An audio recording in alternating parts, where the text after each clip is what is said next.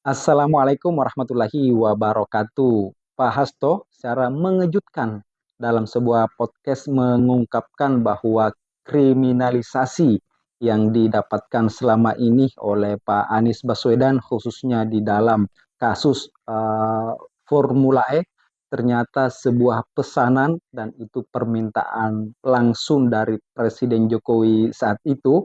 Um, ini dilakukan karena nama Anies semakin melambung di dalam kancah perpolitikan nasional. Lantas bagaimana selanjutnya? Tanpa berlama-lama kita langsung dengarkan pernyataan Pak Hasto berikut. Jadi terbongkar ya guys, biang busuk selama ini. Kalian dengarkan baik-baik ini ya. Prekondisi, sama sih ingat Anies Baswedan. Ketika Anies Baswedan itu dikriminalisasi, itu Pak Presiden Jokowi berbicara dengan saya. Seperti apa? Beliau sangat khawatir terhadap munculnya Anies Baswedan.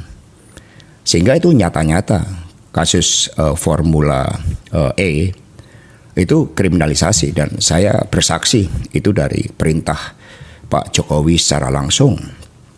Sama juga dengan hal terkait dengan revisi Undang-Undang KPK.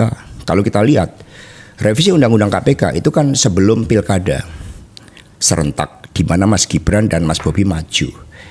Karena saat itu ketika Pak Jokowi berdiskusi sama dengan saya untuk rencana bagaimana Mas Gibran dan Mas Bobi maju, saya ingatkan bahwa di dalam beberapa case itu konsekuensinya Mas Gibran dan Mas Bobi akan jadi pejabat negara loh Pak. Begitu jadi pejabat negara urusan gratifikasi itu menjadi sensitif.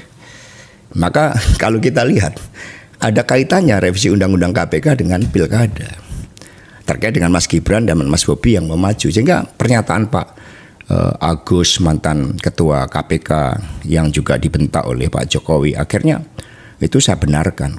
Karena memang itulah proses intervensi. Hanya sayangnya kan Pak Jokowi ini sering main belakang. Berbeda Pak Prabowo yang sikapnya kesatria gitu kan. Diminta dukung Lutfi aja itu menunjukkan sikap yang jauh berbeda. Itu kan ekspresi yang disampaikan kepada rakyat bahwa saya menyampaikan ini di rumah Pak Jokowi pada hari Minggu. Itu kan pada akhirnya rakyat menangkap itu sebagai suatu bentuk pesanan. Bagaimana perlakuan terhadap seorang presiden yang berdaulat pun seperti itu. Akhirnya kan rakyat bersikap kritis. Nah sehingga kerusakan sistem hukum itu by design. Termasuk persoalan yang muncul antara Pak Firly kemudian dengan Pak Sigit Listio terkait dengan proses kriminalisasi Anies. Jadi semua sudah by design. Mengapa ini saya sampaikan? Saya pikir semuanya sudah selesai ketika Pilpres. Kita juga sudah datang seluruh anggota legislatif PDI Perjuangan hadir semua.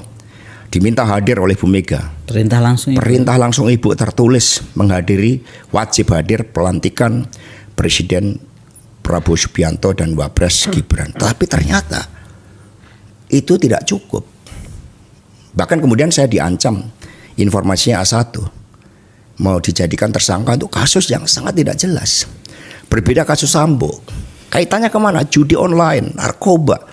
Itu kan mendapat backing dari Partai Coklat. Kemudian judi kemudian tambang-tambang ilegal. Semua tahu itu kan dimobilisasi untuk kepentingan dana pergerakan Pilpres. Tapi ketika urusan seperti ini sama dikejar, saya melawan. Saya jadi ingat podcast Pak Hasto, Ibu Koni dan kawan Akbar Faisal ini menggemparkan. Sebagai berita dia menggemparkan. Tetapi lebih dari sekedar kegemparan itu, kita justru ingin memahami apa yang membuat Pak Sekjen PDIP, Pak Hasto, punya semacam sikap etis yang final terhadap Jokowi. Kan itu intinya tuh, bahwa semua orang berani melawan, tetapi ada bagian yang menurut saya dibatinkan secara ideologis oleh Pak Hasto, dan itu artinya penanda bahwa PDIP terikat kuat secara moral untuk menyelamatkan negeri ini. Jadi demokrasi itu bukan sekedar jumlah suara yang diperoleh oleh PDIP, bukan sekedar kemampuan PDIP untuk bermanuver di dalam kesulitan politik hari ini. Demokrasi itu adalah kegigihan untuk mempertahankan satu posisi etis, itu dasarnya. Dan saya kira PDIP ada di dalam ujian itu, dan hari-hari ini ujian itu hendak dijawab tuntas oleh PDIP melalui kehadiran Hasto di media publik dan memberitakan dengan kesungguhan hati bahwa PDIP akan melawan. Jadi kata melawan itu bukan karena ada lawan politik, tetapi karena ada nilai yang diganggu, itu dasarnya. Ada sejarah yang hendak dihapus oleh Jokowi, kan itu intinya kan. Itu artinya perjuangan PDIP itu perjuangan semua orang, semua rakyat yang menganggap bahwa Jokowi memang tidak paham sejarah, karena itu dia mau buat sejarahnya sendiri, versi dia sendiri melalui dinasti yang tidak diamankan dengan akibat mengkriminalisasi semua orang, apalagi mengkriminalisasi partai PDIP kan. Jadi tanda-tanda itu menunjukkan bahwa PDIP ada di dalam satu tuntunan ideologis yang utuh, bahkan pekat, untuk mengatakan dengan satu kali sikap bahwa for a fighting nation there's no jury's end. Itu kira-kira begitu Bung Karno waktu meneriakkan merdeka. Buat negara atau buat bangsa yang sedang berjuang tidak ada jalan akhir itu, dan atau tidak ada hal yang harus dihentikan. Jadi saya kira dengan semangat Bung Karno atau nasionalisme, perjuangan kebebasan itu, Hasto mengambil risiko, dan risiko itu memang risiko yang dia ukur dengan baik, atau PDI mengetahui bahwa dari awal juga risiko itu ada.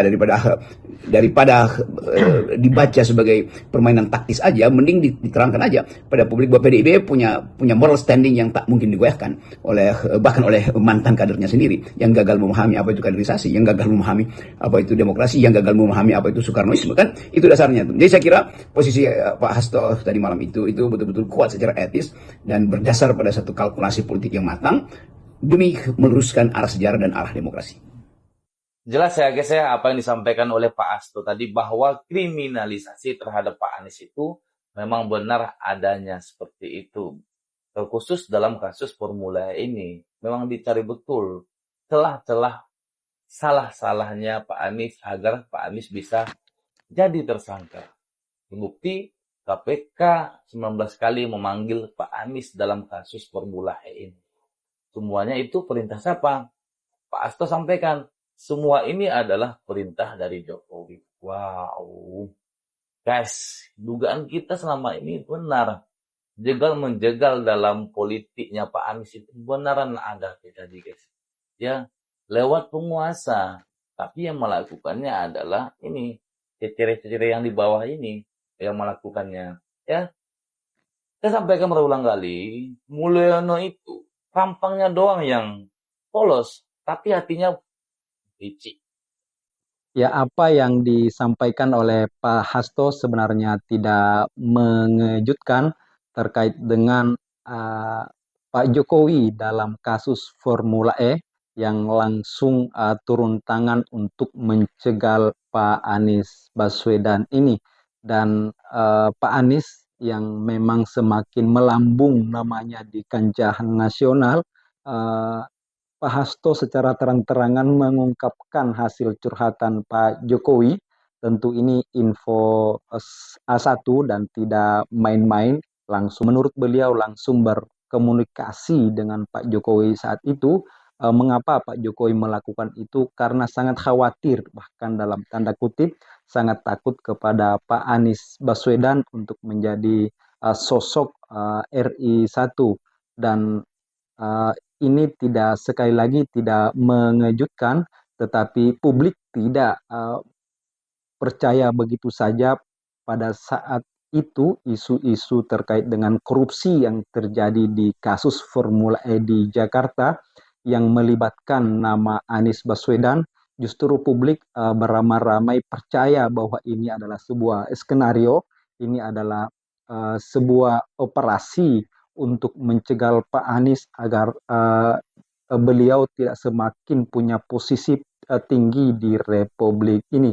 Dan itu terbukti dalam perbincangan Pak Hasto, tapi publik sangat percaya bahwa Pak Anies adalah sosok politisi yang sangat bersih, yang punya etikabilitas dan juga integritas yang cukup, tidak mudah digoyah dengan isu apapun di tengah masyarakat, karena dengan rekam jejak beliau di dalam memimpin khususnya di daerah Jakarta dulu, bagaimana beliau Pak Anies ini menghadirkan sebuah terobosan, menghadirkan sebuah ide, gagasan dan juga perubahan yang sangat signifikan di Jakarta.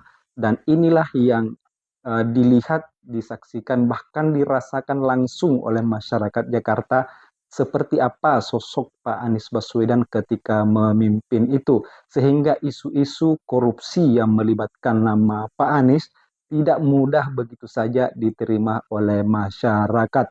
Tanpa Hasto ini tidak hanya memberikan kita info bahwa betapa Pak Jokowi ini begitu punya niat yang untuk menjegal Pak Anies Baswedan, apalagi digadang-gadang anaknya nanti juga akan menjadi maju di Gibran di dalam RI1 yang saat ini menjadi wakil presiden Prabowo. Dan tentunya tidak ada sosok figur di Republik ini yang menjadi lawan berat, rival berat di dalam berkompetisi menuju RI1 ke depannya selain Pak Anies Baswedan. Dan itulah juga mengapa Pak Anies dicegal, tidak diberikan panggung untuk maju sebagai kandidat gubernur di Jakarta. Sekian, terima kasih.